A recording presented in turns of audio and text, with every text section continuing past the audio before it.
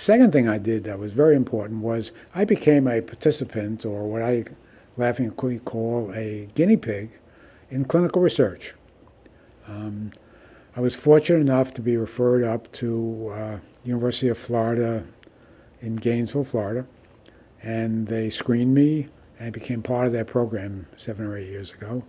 And I did a number of studies, some of which worked, some of which didn't work very much. Nothing was negative, but the things that worked were something called constraint therapy. And back 7 or 8 years ago, that was still in the late stages of clinical research. And what they do there is, there's a view, years and years ago, there was a view in stroke that when you have a stroke, all the brain cells were killed in the incident. But the truth is, Dr. Taub at the University of Alabama found that a lot of the cells actually just went to sleep, and they could be brought back by intensive, focused work. And so he developed something called constraint therapy. And what we did for 2 weeks, I did everything with my affected hand.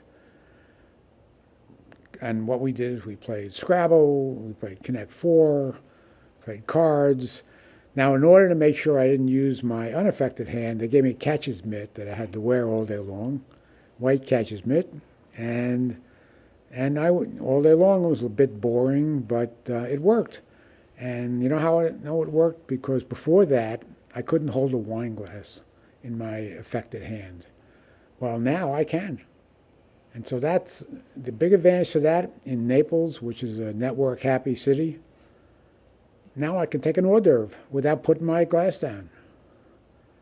So that's a real home run for me.